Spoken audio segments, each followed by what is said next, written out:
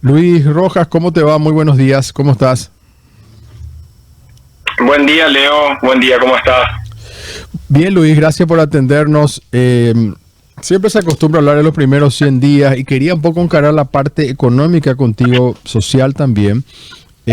¿Ha cambiado algo estos 100 días, Santi Peña? ¿Viste algún cambio en relación a lo que vienen haciendo los últimos dos gobiernos colorados, sea Cartes, Abdo Benítez? Bueno, Leo, la verdad que cuesta encontrar, digamos, esos cambios más allá de las personas, ¿verdad? O de algunos discursos, de la apariencia más bien. En el fondo, lo que uno encuentra es una fuerte continuidad entre, como señalás, el gobierno de Abdo, el gobierno de Cartes, en general de los gobiernos colorados que llevan décadas en nuestro país. Y el de Peña, o sea, Peña vendría a ser como el nuevo rostro, la nueva cara de un viejo sistema, ¿verdad? De un viejo sistema político, de un viejo sistema económico, que lo tenemos muy conocido ya en nuestro país, ¿verdad? Por tantas décadas de vivir dentro de ese sistema. Y bueno, Peña viene a ser eso, una cara diferente para un sistema desgastado, un sistema probado que no da resultados económicos, sociales, democráticos incluso, favorables para nuestro país, ¿verdad? Yo creo que la interna colorada, los gobiernos colorados juegan muy bien a ese papel de oposición y de oficialismo al mismo tiempo, ¿verdad? De generar expectativas, como que un gobierno entra y que es diferente al gobierno anterior. Peña llegó un poco con ese discurso, ¿verdad? De que era diferente a Abdo Benítez. En su momento Abdo Benítez también llegó a la presidencia con un discurso como que era diferente a Cartes. Y todo dentro del Partido Colorado, ¿verdad? Que es un partido muy grande, que es un partido con inercias políticas, inercias económicas, inercias históricas muy pesadas, ¿verdad? Por ejemplo, el clientelismo político, la corrupción, la falta de respeto a las leyes y a la institucionalidad. Esas son marcas características de los gobiernos colorados, y en eso no hay cambios, ¿verdad? En realidad en eso hay continuidad, hay permanencia en el tiempo, y eso le ha permitido permanecer en el poder también, ¿verdad? Esa lógica política, esa lógica clientelar, esa lógica prebendaria, esa baja institucionalidad ha permitido tener un cierto sector social, digamos, que los apoya políticamente cada 5 años con los votos y permanecer en el poder, ¿verdad? Pero es un sector minoritario, digamos, en términos de población. Peña en abril había quitado 1 millón y poco de votos, que representa el 27%, representaba del padrón nacional, solamente un 27% de todo el padrón, incluyendo los que votaron y los que no fueron a votar. Entonces estamos hablando de una minoría, ¿verdad? Casi uno de cada 4 paraguayos como que tiene un vínculo con el Partido Colorado, con su forma de funcionamiento, y le mantiene, digamos, su confianza política y el voto cada tanto tiempo para que siga en el poder. Pero más allá de ese sector, como te decía, minoritario, hay una gran masa social excluida, marginada, con problemas gravísimos de empleo, de alimentación, de acceso a la vivienda, de acceso a la tierra, de salud y educación, de transporte. Bueno, ahí está la gran mayoría de la sociedad paraguaya debatiéndose en cuestiones de sobrevivencia, ¿verdad? Del día a día. Y Luis, hay una digamos, una posibilidad que suelen tener los presidentes que, bueno, Cartes aprovechó más o menos cuando fue presidente los primeros 100 días según su criterio, ¿no? Instaló la FTC, la alianza público-privada, sacó leyes rápidamente teniendo un parlamento que, bueno, de alguna manera le acompañó. Ahora de hecho, tienen una aplastante mayoría entre los colorados, los que ya se pasaron comprados de los que eran del partido de Payo Cubas, los liberales comprados. Es decir, tienen una mayoría absoluta, pero como nunca la han tenido, digamos. ¿Se ha desaprovechado él alguna ley? ¿Te parece algo él en el Parlamento? Él es ejecutivo, ya sabemos, pero él metió alguna ley que vos digas que es buena o que es mala. Bueno, ahora estamos hablando del tema de las jubilaciones, por ejemplo, la caja de jubilaciones, etcétera. Háblame de esa parte, por favor, de qué hizo o qué no hizo en estos 100 días a nivel económico.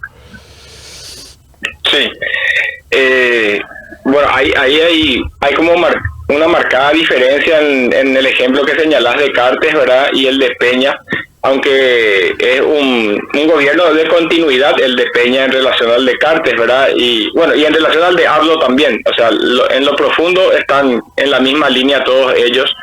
El de Cartes tuvo mucho más iniciativa, digamos, al iniciar su gobierno con esa batería de leyes, ¿verdad? Que se aprobaron en apenas 4 meses más o menos, ¿verdad? Que incluía la alianza público-privada, la fuerza de tarea conjunta, la ley de responsabilidad fiscal, montón de leyes. En este caso, Peña muestra mucho menos, digamos, novedad, mucho menos iniciativa propia.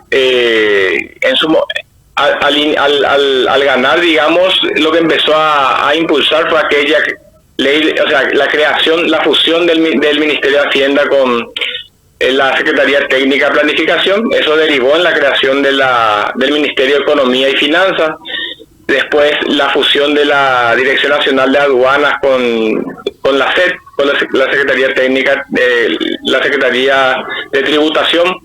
Eso derivó en la creación de otra dirección, ¿verdad?, nacional de ingresos tributarios, pero que son cambios casi de forma, ¿verdad? No hay un cambio sustantivo de modelo, ni de política fiscal, tributaria, de endeudamiento menos. Cambia la forma, pero se mantiene el contenido.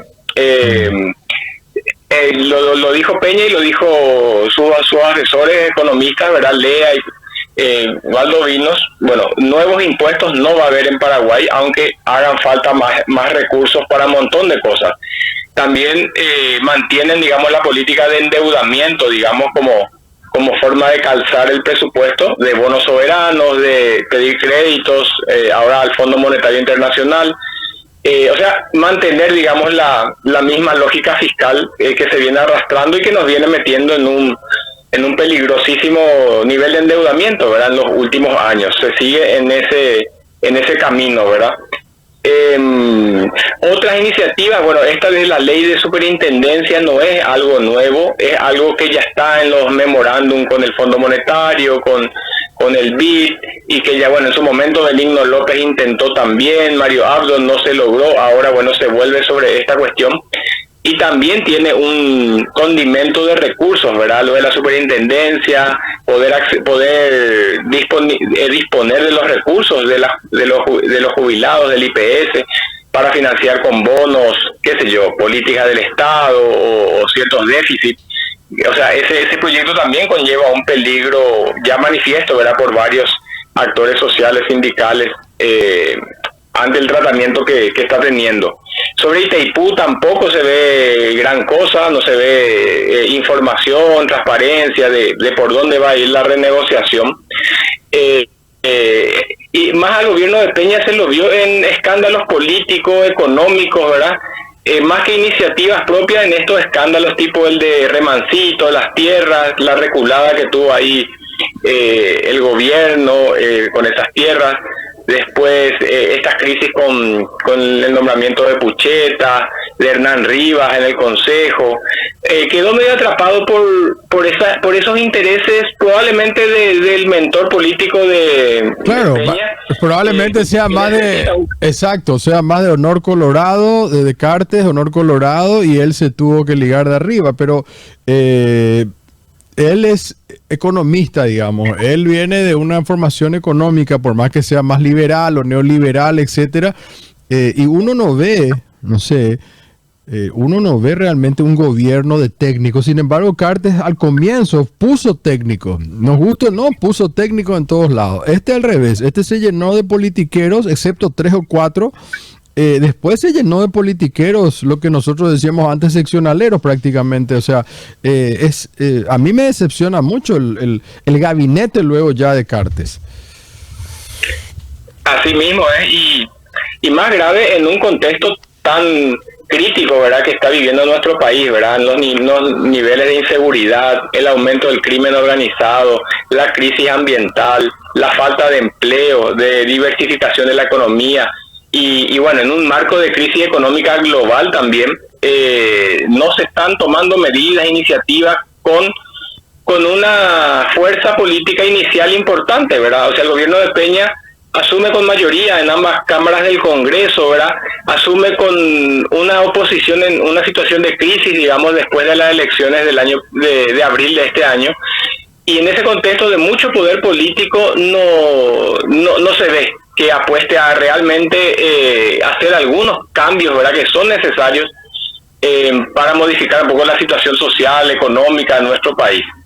O sea, como que sí, ha desperdiciado estos primeros 100 días en triquiñuelas, ¿verdad?, en el chiquitaje, en las peleitas y en la agenda más personal, más sectorial, más corporativa, digamos, del Partido Colorado y de sus principales dirigentes, y ha relegado la agenda país, a un segundo, tercer plano.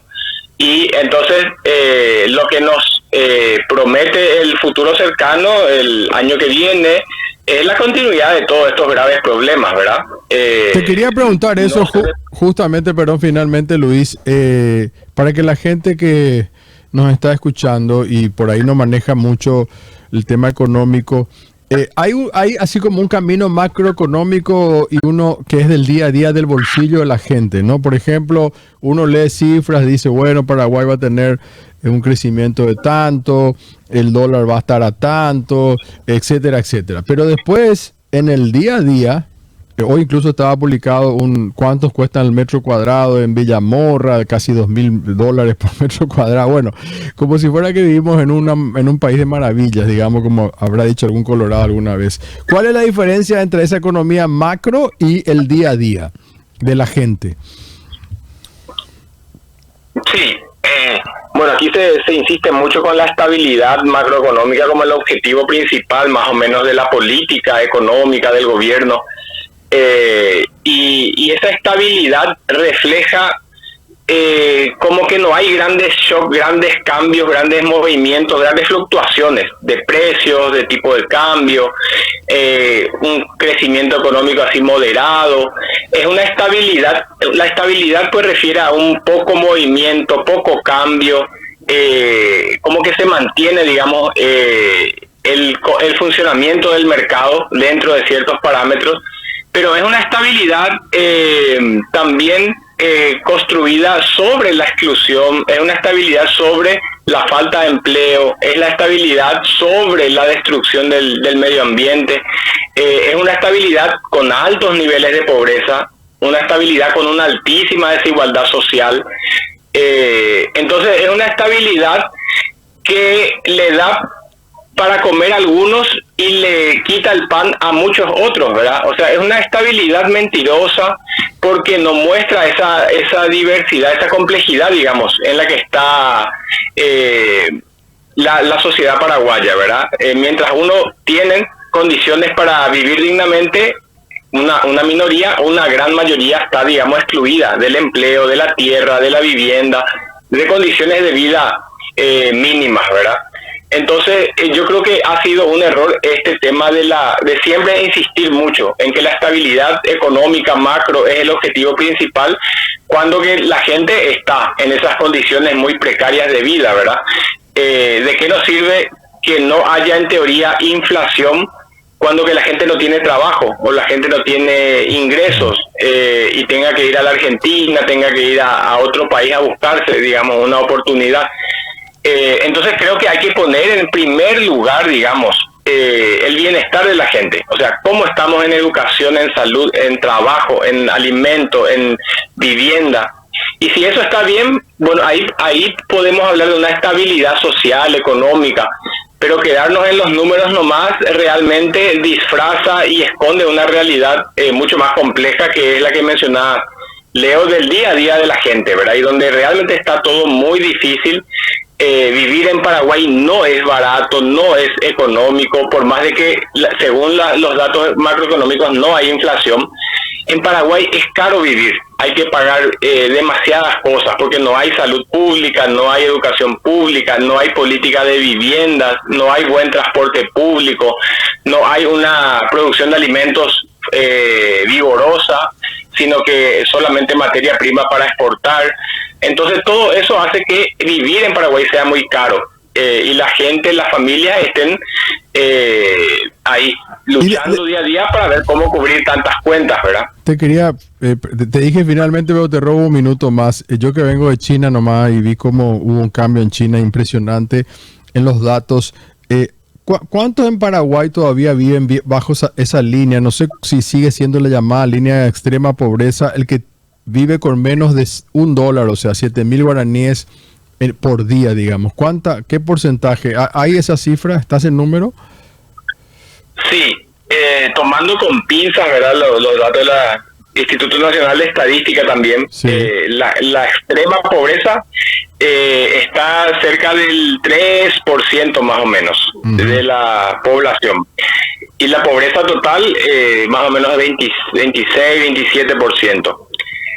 Pero según los datos estadísticos, esa extrema pobreza cayó bastante desde la época de el fin del gobierno de Lugo y el inicio del gobierno de Cartes, más o menos empezó a caer estadísticamente, ¿verdad? En la realidad es como que genera dudas, ¿verdad? Que haya caído mucho.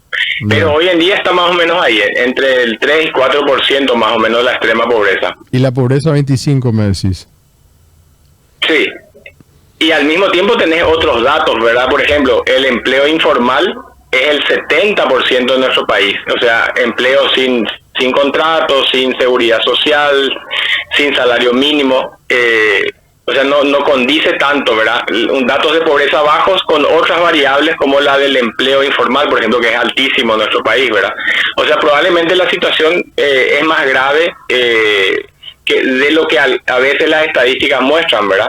Claro, es que sí, tiene que ser una mirada más holística. Gracias, querido Luis, un abrazo, gracias por tu tiempo. Gracias a vos, un abrazo. Luis Rojas, economista, entonces, hablando para Ñandutí, y nos hablaba un poco de estos primeros 100 días y la situación económica de hoy. La cuestión, ¿no?